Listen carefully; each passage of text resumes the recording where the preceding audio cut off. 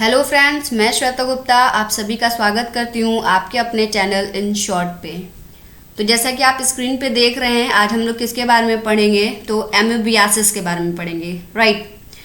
तो एमीबियासिस के बारे में हम इन शॉर्ट में पढ़ेंगे। एमीबियासिस है क्या, इसके कौन कौन से रिस्क फैक्टर हैं, कैसे ये कॉज होता है, प्रिवेंशन क्या है, डायग्नोसिस क्या है, ये सारी चीज़ें, राइट। तो एमीबियासिस स्टार्ट करते हैं। एमीबियासिस क्या है? ये एक पैरासिटिक इन्फेक्शन है। ये क्या है? एक पैरासिटिक इन्फेक्शन है, पैरासिटिक इन्फेक्शन। तो एमीबियासिस क्या है? पैरासिटिक इन्फेक्शन जो कि कहाँ कॉज होता है? हमारे इंटेस्टाइन में, हमारे इंटेस्टाइन में। और जो इसे कॉज करता है उसका नाम क्या है? Entamoeba, Entamoeba histolytica, histolytica. I hope आपको यहीं पे याद होगा एमीबियासिस कौन कॉज करता है, तो एंटअमीबा हिस्टोलिटिका, ठीक। ये क्या है? तो एक पैरासिटिक इन्फेक्शन है जो कहाँ कॉज होता है? तो हमारे इंटेस्टाइन में, राइट। पैरासाइट की अगर हम बात करें, पैरासिटिक इन्फेक्शन कहने का मतलब क्या है कि इसको पैरासाइट इसको कॉज कर रहा है। पैरासाइट की बात करें तो सबको पता होगा कि पैरासाइट क्या होता है? एक ऑर्गेनिज्म होता है। पैरासाइट इज एन ऑर्गेनिज्म जो कि कहाँ, जो कि लीव करता है अपने होस्ट में, ठीक है। मतलब ये खुद से कुछ नहीं करता है, ये पूरी तरीके से डिपेंड करता है अपने होस्ट के ऊपर। मतलब इसका होस्ट कोई भी हो, कोई भी ऑर्गेनिज्म हो, ये उसके में पाया जाता है और अपना जो फूड है वो किससे गेटिंग करता है? तो अपने होस्ट से, राइट। तो वो पैरासिट है। तो पैरासिटिक क्या है? तो पैरासाइट्स इज एन ऑर्गेनिज्म जो कि अपने होस्ट में रहता हो और उन्हीं से अपना खाना खाता हो, ठीक। वो अपना खुद का मेहनत नहीं करता, राइट। तो हमारा जो एमीबियासिस है वो एंटअमीबा हिस्टोलिटिका कॉज करता है, हमारे इंटेस्टाइन में इन्फेक्शन हो जाता है, उसी को हम कहते हैं एमीबियासिस। अगर इसके सिम्टम्स की बात करें, जनरल सिम्टम्स कौन कौन से होते हैं? तो हमारा होता है लूज स्टूल, लूज स्टूल होता है। मतलब जो हमें बाथरूम लगेगा, जो लैट्रिन हम लोग जाते हैं वो लूज स्टूल होता है, ठीक। मतलब पतली लैट्रिन होगी। एब्डोमिनल क्रैम्पिंग, एब्डोमिनल क्रैम्पिंग, पेट में एकदम मरोड़ टाइप का महसूस होगा, हमेशा पेट में दर्द होगा, स्टमक पेन, राइट। ये सारे इसके जनरल सिम्टम्स हैं। तो कौन कौन से? लूज स्टूल, हमारी जो लैट्रिन होगी वो पतली होगी। एब्डोमिनल क्रैम्पिंग, हमारा जो पेट में हमेशा दर्द रहेगा, हमेशा मरोड़ रहेगा, राइट। तो अगर शॉर्ट में बात करें तो एमीबियासिस क्या है, सबको पता चल गया। It is an parasitic infection of the intestine caused by the protozoa Entamoeba histolytica, right. Next हम बात करते हैं risk factor of amoebiasis. Risk factor of amoebiasis मतलब कौन कौन से ऐसे फैक्टर हैं जो कि एमीबियासिस होने के चांसेस को ज़्यादा करते हैं, right. Risk factor of amoebiasis.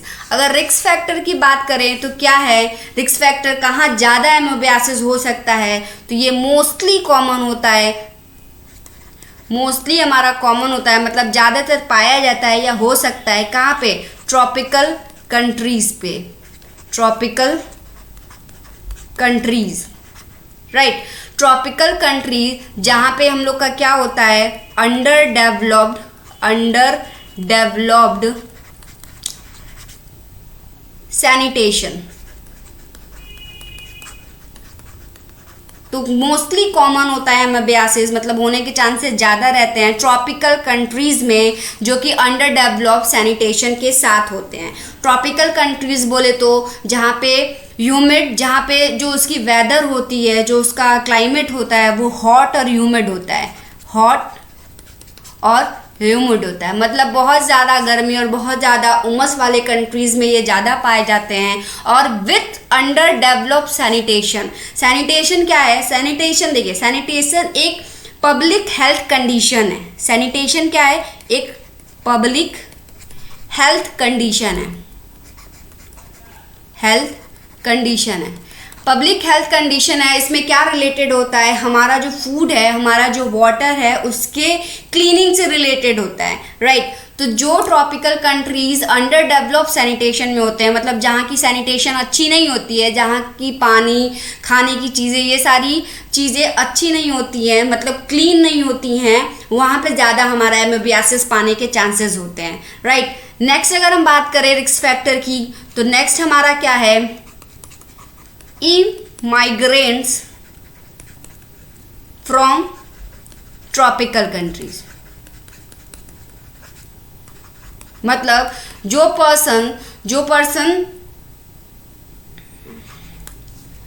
Person हमारा ट्रॉपिकल कंट्रीज में रह रहा है, जो पुअर सैनिटेशन के साथ रह रहा है, वो इमाइग्रेट करता है दूसरे कंट्रीज में, तो वहाँ पे भी वो चांसेस ज़्यादा है कि वो एमेबियासिस फैला सकता है अगर उसे हुआ हो तो। मतलब देखिए ये तो कॉमन है ना कि जहाँ ट्रॉपिकल कंट्रीज़ हैं जो कि अंडर डेवलप सैनिटेशन में, वहाँ कोई पर्सन है और वहाँ पे होने के चांसेस 90% है, तो हम इतना 90% कह सकते हैं ना कि उस पर्सन को भी एमेबियासिस होगा या हो सकता है। अब वो इमाइग्रेट करता है, मतलब दूसरे शहर में जाता है, दूसरे कंट्री में जाता है, तो वो एमेबियासिस ले जाने के चांसेस को भी रखता है अपने साथ साथ, ठीक। उन लोगों को भी हो सकता है जो कि जिनका इम्यून सिस्टम कमज़ोर हो, जिनका इम्यून सिस्टम कॉम्प्रोमाइज्ड हो, मतलब कमज़ोर हो, राइट। अच्छा, एक बात और है कि सारी जो डिजीज़ होती हैं, जो भी चीज़ें हमें होती हैं, वो सबसे पहले हमारे इम्यून सिस्टम पे ही डिपेंड करती हैं। अगर हमारा इम्यून सिस्टम स्ट्रांग है तो हम उन सारी डिजीज़ से लड़ सकते हैं, और वीक है तो कुछ भी हो सकता है, ठीक। जो कोरोना पेंडेमिक चल रहा है उसमें भी क्या, अगर हम अपने इम्यून सिस्टम को स्ट्रांग रखें तो कोरोना होने के चांसेस बहुत कम होते हैं। मान लीजिए आप किसी एरिया में जा रहे हैं जहाँ पे कोरोना हुआ है, लेकिन आपका इम्यून सिस्टम बहुत ज़्यादा स्ट्रांग है, तो कोरोना आपके अंदर आएगा भी और अपने इम्यून सिस्टम से लड़के वहाँ पे डेड भी हो सकता है, ठीक। तो हमारा इम्यून सिस्टम के ऊपर भी डिफाइन होता है किसी भी डिजीज़ का होना या ना होना, राइट। तो रिस्क फैक्टर ऑफ एमेबियासिस क्या है, मतलब सबसे पहले कॉमन कहाँ होता है, ये ट्रॉपिकल कंट्रीज में होता है। इसके फैलने के और चांसेस क्या हैं, अगर कोई पर्सन ट्रॉपिकल कंट्रीज से किसी और शहर में जा रहा है, इमाइग्रेट हो रहा है, और थर्ड क्या है, हमारा इम्यून सिस्टम के ऊपर भी डिपेंड करता है। नेक्स्ट अगर हम बात करें कॉज ऑफ एमेबियासिस की, मतलब एमेबियासिस होता किससे और कैसे होता है, तो एमेबियासिस की कॉज की बात करें तो पहले ही मैंने बताया कि एमेबियासिस को कॉज करने वाला कौन है हमारा, तो एंटअमीबा हिस्टोलिटिका जो कि कॉज करता है हमारे एमेबियासिस को। ये क्या है, a single cell protozoa, right. तो एंटअमीबा क्या है हमारा, अ सिंगल सेल प्रोटोजुआ है जो कि कॉज करता है हमारे ह्यूमन बॉडी के अंदर एंटर होके, हमारे ह्यूमन बॉडी के अंदर एंटर होता है। तो जब कोई पर्सन सिस्ट को इंजेस्ट करता है, राइट। मतलब एंटअमीबा हिस्टोलिटिका जो है वो एक प्रोटोजोअन है जो कि एक सिस्ट के फॉर्म में पाया जाता है, और जब हम कोई पर्सन सिस्ट को इंजेस्ट कर ले किसी भी तरीके से, या तो वो कंटामिनेटेड फूड हो या कंटामिनेटेड वाटर हो, मतलब गंदा पानी या गंदा खाना हो, अगर हम वो खा रहे हैं तो उसके थ्रू हमारे बॉडी के अंदर सिस्ट नामक एक ऑर्गेनिज्म है वो अंदर जाता है, जो कि हिस्टोलिटिका ही होता है, और वही हमारा कॉज करता है क्या, हमारे ह्यूमन बॉडी के अंदर इन्फेक्शन कॉज करने लगता है, राइट। सिस्ट की बात करें तो सिस्ट का एक हमारा इनएक्टिव फॉर्म ऑफ पैरासाइट है। क्या है cyst? Inactive form of parasite है जो कि सालों से, जो कि मंथ से पूरा हमारा एनवायरनमेंट में हमारे सॉइल होते हैं उसमें पाए जाते हैं, और जो कि हमारे एनवायरनमेंट को दूषित करते हैं, ठीक, जो कि हमारे सॉइल में पाए जाते हैं और हमारे सॉइल को, एनवायरनमेंट को इन्फेक्टेड फीकस के साथ मिलके प्रदूषित करते हैं, मतलब कंटामिनेटेड करते हैं,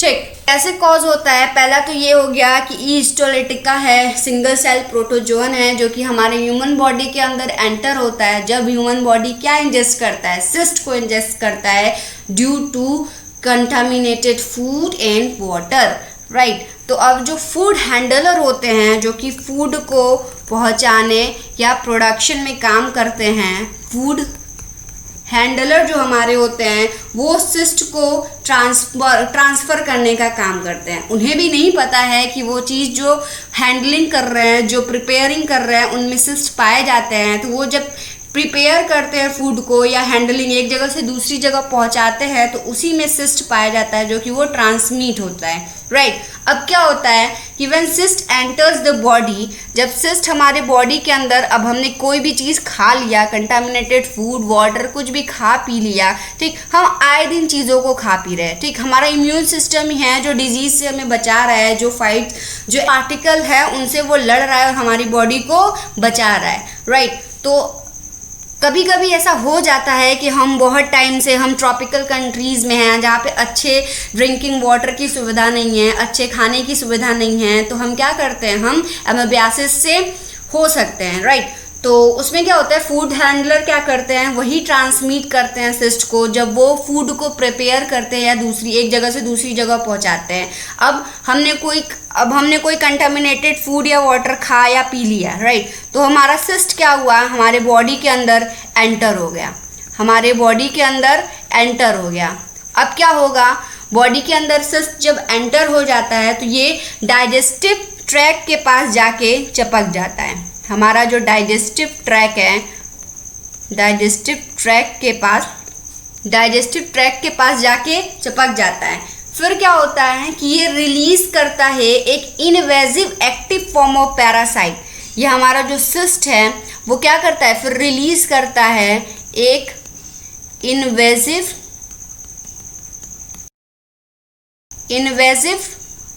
एक्टिव फॉर्म ऑफ पैरासाइट को, ठीक है। तो सिस्ट जब हमने कोई कंटामिनेटेड फूड या वाटर खा पी लिया तो सिस्ट हमारे बॉडी के अंदर चला गया, वो डायरेक्टली कहाँ, तो डाइजेस्टिव ट्रैक्ट पे जाके चिपकता है, लॉज होता है। वहाँ पे क्या करता है, सिस्ट रिलीज करता है कुछ पैरासाइट्स को जो कि इन्वेजिव और एक्टिव होते हैं, राइट। हमारे बॉडी के अंदर वो एक्टिव होते हैं। इन्वेजिव मतलब होता है स्प्रेडिंग क्विकली, मतलब बहुत तेजी से फैलना। तो वो क्या करता है, बहुत तेजी से फैलता है और उस पैरासाइट का नाम क्या होता है, तो ट्रोफोजाइट, ठीक। तो सिस्ट ट्रोफोजाइट नामक पैरासाइट को रिलीज करता है हमारे डाइजेस्टिव ट्रैक्ट में, वो जो कि क्विकली स्प्रेडेबल होते हैं और एक्टिव फॉर्म ऑफ पैरासाइट होते हैं। अब वो पैरासाइट मतलब हमारा जो ट्रोफोजाइट है वो रिप्रोड्यूस होता है और ढेर सारे पैरासाइट्स बन के हमारे क्या करते हैं, लार्ज इंटेस्टाइन की तरफ माइग्रेट करने लगते हैं, लार्ज इंटेस्टाइन की तरफ माइग्रेट करने लगते हैं। माइग्रेट मतलब मूव करने लगते हैं, ठीक। तो जब लार्ज इंटेस्टाइन की तरफ मूव करने लगते हैं, क्या करने लगते हैं, लार्ज इंटेस्टाइन की जो वॉल है या कोलोन की जो वॉल है उसमें वो लोग होल बनाने लगते हैं, मतलब बोरो करने लगते हैं, होल बनाने लगते हैं, राइट। अगर हम लोग इसको शॉर्ट में देखें तो कैसे बनेगा ये, तो यहाँ पे अगर मान ले फूड हैंडलर हैं जो कि क्या करते हैं, कंटामिनेटेड फूड और वाटर को अगर वो एक जगह से दूसरी जगह प्रिपेयरिंग कर रहे हैं या हैंडलिंग कर रहे हैं, ले जा रहे हैं, तो वो हम लोग अगर खाते हैं तो हमारे अंदर क्या एंटर होता है, सिस्ट एंटर होता है। अब सिस्ट क्या होता है, हमारे डाइजेस्टिव ट्रैक्ट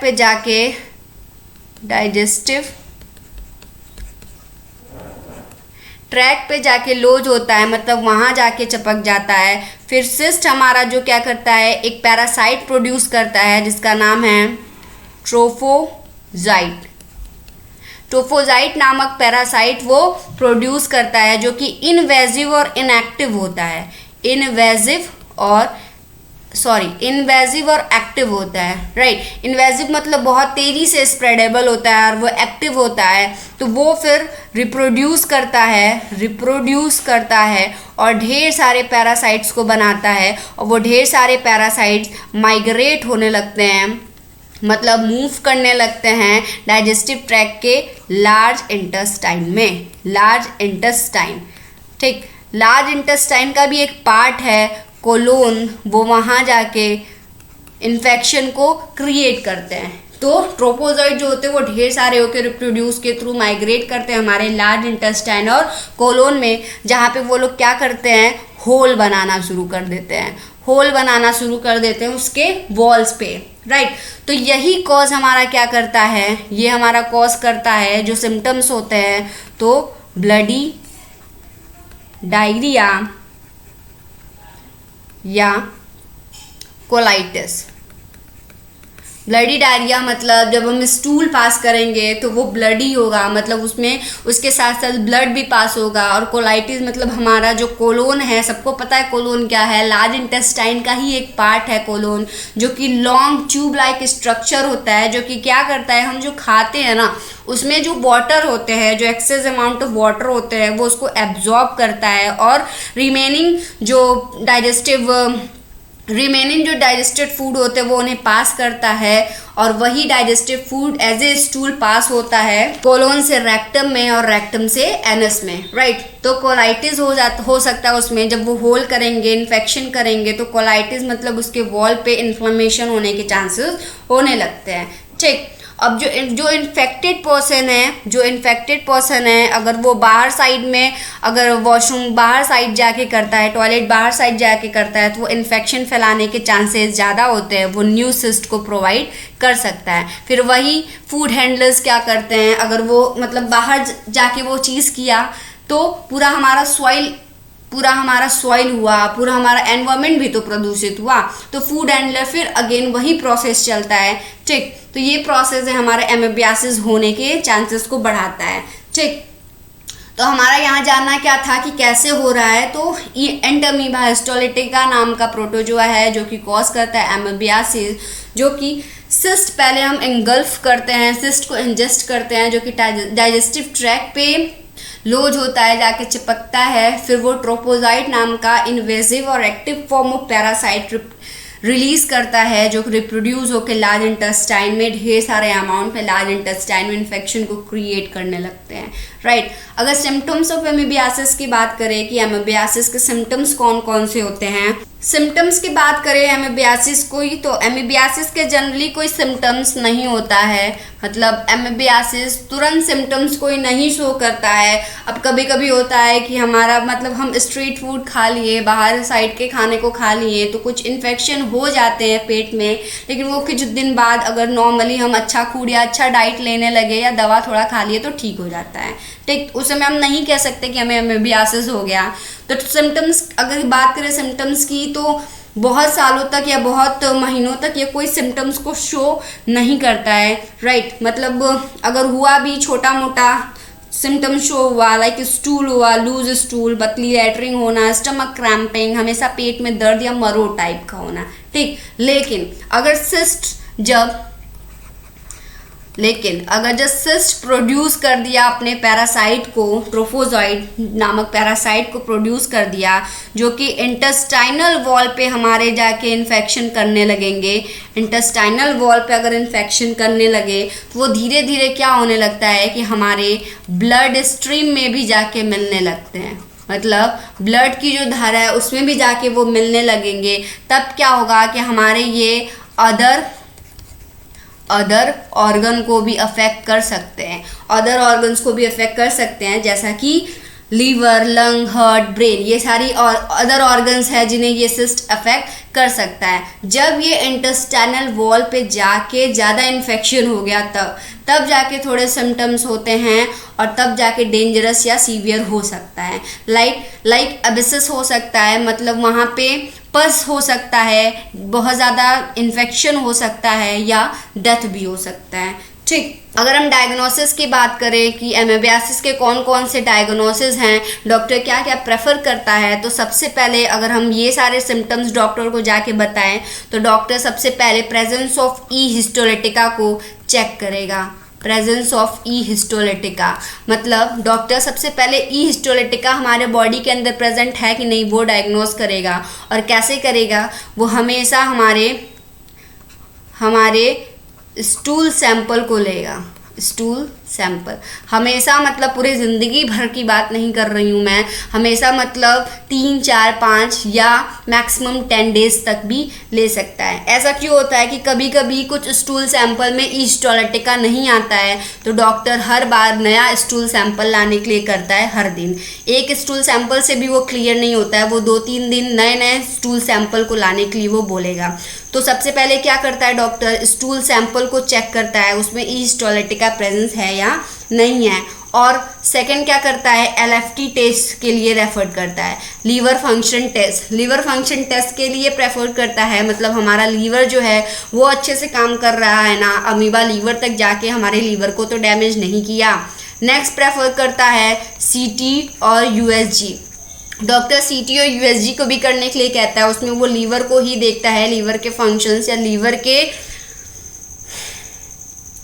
वो बॉडी के इंटरनल ऑर्गन्स को देखता है कि कहीं और तो स्प्रेड नहीं हो गया है पैरासाइट, क्योंकि पैरासाइट ज़्यादा दिन तक स्टूल में नहीं रहते हैं, राइट। नेक्स्ट अगर डायग्नोसिस की बात करें तो लास्ट डायग्नोसिस है जो कि कोलोनोस्कोपी होता है। कोलोनोस्कोपी के लिए भी प्रेफर करता है। इसमें क्या होता है कि हमारे कोलोन में देखा जाता है कि वहाँ पे पैरासाइट है या नहीं है। कोलोनोस्कोपी, कोलोन ऐसे ही समझ में आ रहा है कि कोलोन का जांच होता है इसमें, राइट। तो ये सारे डायग्नोसिस थे। हम लोग लास्ट में क्विक रिवीजन करेंगे, तो आप इसको अच्छे से शॉर्ट में देखते रहिएगा। लास्ट में बस ऐसे ही जो आपको याद आए उस समय वो बोलिएगा, ठीक। मैं भी अभी जो पढ़ा रही हूँ वही लास्ट में बोलती जाती हूँ जो मुझे याद आता है, ठीक है। नेक्स्ट बात करें ट्रीटमेंट की, ट्रीटमेंट ऑफ एमीबियासिस। ट्रीटमेंट कौन कौन से हैं, तो देखिए अनकॉम्प्लिकेटेड, मतलब इसमें मैंने पहले बताया कि कोई जनरली सिम्टम्स नहीं होते हैं, मतलब ये अनकॉम्प्लिकेटेड अगर है तो हमारा एक मेडिकेशन है, हमारा एक दवा है, मेडिसिन है जो कि 10 डेज के लिए चलाया जाता है। 10 डेज के लिए चलाया जाता है। एक कैप्सूल है, कैप्सूल मेट्रोनिडाजोल। मेट्रोनिडाजोल एक कैप्सूल है जो कि 10 डेज के लिए चलाया जाता है अगर अनकॉम्प्लिकेटेड एमीबियासिस है तो। अगर ज़्यादा उसने मान लिए हमारे इंटेस्टाइन में पहुंच चुका है, वो इंटेस्टाइन के टिश्यू को परफोरेट कर रहा है या कोलोन के टिश्यू को परफोरेट कर रहा है, उसमें इन्फेक्शन फैला रहा है, तो उसमें उस समय हमें सर्जरी की नीड होती है, उस समय हम सर्जरी की नीड हो सकती है, राइट। तो इसका ट्रीटमेंट बस 2 ही है। अगर अनकॉम्प्लिकेटेड है, मतलब अगर मेडिसिन से सही हो जाता है तो 10 डेज के लिए एक कैप्सूल है मेट्रोनिडाजोल, उसको चलाते हैं। अगर वो हमारे कोलोन या पेरिटोनियल टिश्यू, मतलब जो हमारा एब्डोमिनल कैविटी है उसके वॉल को अगर वो परफोरेट कर रहा है, मतलब उसमें स्मॉल होल कर रहा है, इन्फेक्शन फैला रहा है, तब हम सर्जरी की नीड कर सकते हैं, राइट। नेक्स्ट और लास्ट हम बात करें तो प्रिवेंशन की। हर डायग्नोसिस का प्रिवेंशन होता है। हम बात करें प्रिवेंशन की तो जैसा कि हम सब लोग जानते हैं prevention is better than cure. Prevention, रोकथाम इलाज से तो ज़्यादा बेटर है। तो हर डिजीज़ का अपना अपना प्रिवेंशन है और हम सबको पता है कि रेगुलर यूज़ में हमें क्या करना चाहिए या क्या नहीं करना चाहिए, लेकिन कहते हैं कि ख़राब चीज़ें ही अच्छी लगती हैं और अच्छी चीज़ें ही ख़राब लगती हैं, राइट। तो एमीबियासिस की प्रिवेंशन की बात करें तो इसमें एक चीज़ आएगा जो चीज़ आपको अच्छी नहीं लगेगी, क्या, तो सबसे पहला क्या करता है कि avoid food sold by street vendors.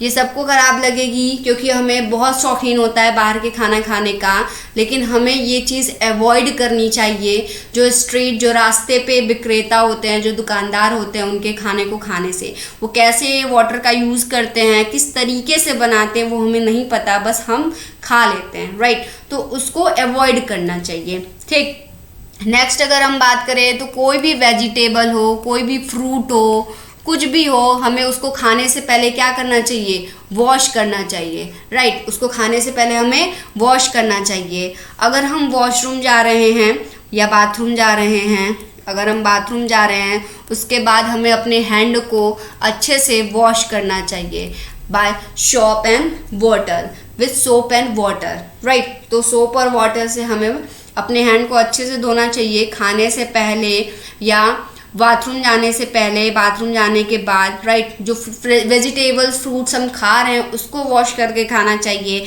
और स्ट्रीट वेंडर्स जो होते हैं, जो रास्ते पे जो विक्रेता होते हैं, ठीक, जो बाहर के खाने को बेचते हैं, उनको अवॉइड करना चाहिए। तो ये सारे हमारे प्रिवेंशन थे अमेबियासिस के। अब हम लोग क्विक रिवीजन करेंगे। क्विक रिवीजन करते हैं। देखिए, आप रिवीजन किया करिए, इससे आई गारंटेड, मुझे पता है, मैं 100% बोलती हूँ कि अगर आप क्विक रिवीजन किए ना तो आपको एग्ज़ाम में इसे रटने की बिल्कुल ज़रूरत नहीं पड़ेगी। आपको 50%, चलिए ठीक है, मैं उड़ उड़ के नहीं बोल रही हूँ 80-90, मैं वैसे ही बोल रही हूँ कि हाँ 50% आपको यहीं पे याद हो जाएगा, ठीक। तो क्विक रिवीजन की बात करते हैं हम। देखिए, जो मैंने भी पढ़ा है मैं भी वही बोलूँगी, और जो आपने पढ़ा है आप भी वही याद करके बोलिएगा। तो क्विक रिवीजन में बात करें तो हमने पढ़ा है एमोबियासिस के बारे में।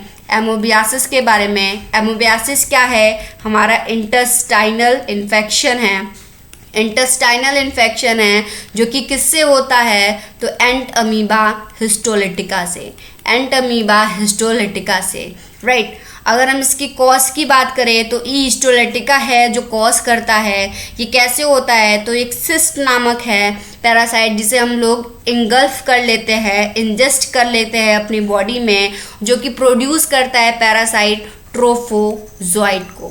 ट्रोफोजाइट नामक पैरासाइट को प्रोड्यूस करता है हमारे डाइजेस्टिव ट्रैक्ट में। फिर ये रिप्रोड्यूस होते हैं और कहाँ चले जाते हैं? तो लार्ज इंटेस्टाइन में, लार्ज इंटेस्टाइन में, राइट।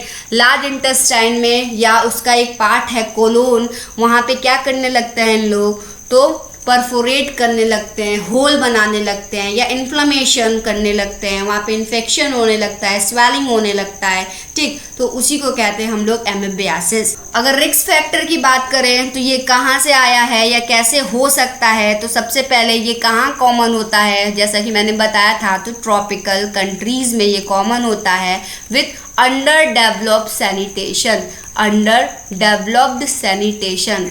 इसका मतलब क्या बताया था? ट्रॉपिकल कंट्रीज़ किसे कहते हैं? तो वो कंट्रीज़ जहाँ पे कि क्लाइमेट है, जो वेदर है वो हॉट और ह्यूमिड हो, और अंडर डेवलप्ड सैनिटेशन। सैनिटेशन क्या बताया था कि ये एक कंडीशन होता है पीपल हेल्थ से रिलेटेड कि हम कितना कंटामिनेटेड फूड और वाटर ले रहे हैं या नहीं ले रहे हैं, हम जो वाटर ले रहे हैं, जो खाना ले रहे हैं, वो साफ है या नहीं, क्लीन है या नहीं, राइट। तो tropical countries with under developed sanitation में एमेबियासिस होने के चांसेस ज़्यादा होते हैं, या वो पीपल्स कॉज कर सकते हैं एमेबियासिस जो कि ट्रॉपिकल कंट्रीज से इमाइग्रेट हो रहे हैं, मतलब इस कंट्री से दूसरी जगह इमाइग्रेट हो रहे हैं, जा रहे हैं। दूसरा क्या बताया था? तो इम्यून सिस्टम कॉम्प्रोमाइज से भी हो सकता है हमें एमेबियासिस, ठीक। कॉज बता दिया, एमेबियासिस होता क्या है ये बता दिया, रिस्क फैक्टर क्या है ये बता दिया, राइट। नेक्स्ट क्या पढ़ा था हमने? सिम्टम्स के बारे में। तो कौन कौन से सिम्टम्स जो होते हैं? तो एमेबियासिस के जनरली कोई सिम्टम्स नहीं है, मतलब ये पहले कुछ दिनों तक तो कोई सिम्टम नहीं शो करता है, राइट। अगर कुछ करता भी है तो माइल्ड सिम्टम्स होते हैं, जैसे कि लूज स्टूल, जो लैट्रिन है वो पतली होना, और स्टमक क्रैम्पिंग, हमारे पेट में हमेशा मरोड़ होना। लेकिन अगर ये सीवियर एमेबियासिस हो गया या सीवियर स्टेज पे पहुंच गया, मतलब ये हमारे इंटेस्टाइन तक पहुंच गया, वहाँ पे ये इन्फेक्शन फैलाने लगा, तब क्या होता है कि पॉकेट ऑफ पस, मतलब वहाँ पस जमने लगता है, इन्फेक्शन होने लगता है, या डेथ भी होने के चांसेस ज़्यादा होते हैं, और ये हमारे अदर ऑर्गन्स को भी अफेक्ट करने लगता है धीरे धीरे, राइट। फिर नेक्स्ट हम लोग डायग्नोसिस की बात करें तो डायग्नोसिस क्या पढ़ा था हमने, कैसे कैसे पता चलेगा? तो डायग्नोसिस में क्या था? सबसे पहले तो डॉक्टर क्या करता है, अगर ये सारे सिम्टम्स बताए तो वो देखेगा कि हमारे बॉडी के अंदर एंट अमीबा हिस्टोलिटिका तो नहीं है, तो उसके लिए क्या करेगा? वो हमारे स्टूल सैंपल को लेगा हमारे स्टूल सैंपल को लेगा, स्टूल सैंपल में वो चेक करेगा कि सिस्ट का प्रेजेंट तो नहीं है, राइट। सेकेंड डायग्नोसिस क्या बताया था? तो LFT, लीवर फंक्शन टेस्ट, वो देखेगा कि हमारा लीवर अच्छे से काम कर रहा है कि नहीं, कहीं उस पैरासाइट ने हमारे लीवर को अफेक्ट नहीं ना किया। थर्ड डायग्नोसिस क्या बताया था? तो CT और USG, CT और USG से हमारे बॉडी इंटरनल स्ट्रक्चर्स को देखेगा कि हमारा कहीं और तो पैरासाइट नहीं जाया है, नहीं इन्फेक्शन कर रहा है ना, राइट। नेक्स्ट और क्या बताया था? कोलोनोस्कोपी, जो कि हमारे कोलोन को चेक करता है, कोलोन में हमारा पैरासाइट प्रेजेंट है या नहीं, राइट। डायग्नोसिस के बाद हमने क्या पढ़ा था, ट्रीटमेंट ऑफ एमेबियासिस पढ़ा। तो ट्रीटमेंट क्या है, ट्रीटमेंट अगर अनकॉम्प्लिकेटेड एमेबियासिस है, मतलब ज़्यादा कॉम्प्लिकेशन नहीं है, ठीक हो सकता है, तो हम लोग क्या करते हैं 10 डेज का एक कैप्सूल चलाते हैं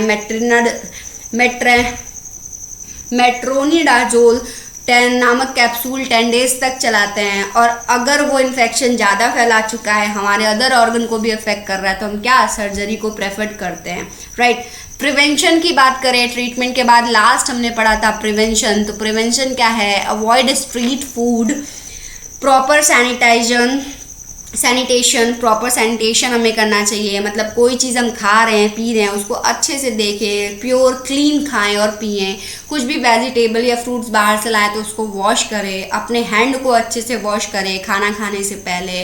अगर हम बाथरूम जा रहे हैं या वॉशरूम यूज़ कर रहे हैं तो उसके बाद हम सोप और पानी से अपने हाथों को धोएं, राइट। ये सारे थे प्रिवेंशन एमेबियासिस के। सो फाइनली आई होप सबको समझ में आया होगा कि एमेबियासिस क्या है, ठीक। ये पैरामेडिकल के सेकेंड ईयर कोर्स में आता है और ये एग्जाम पॉइंट ऑफ व्यू से इम्पॉर्टेंट है। अगर आपको अच्छा लगे वीडियो तो लाइक करिए, सब्सक्राइब करिए एंड शेयर करिए। Thank you so much and keep watching.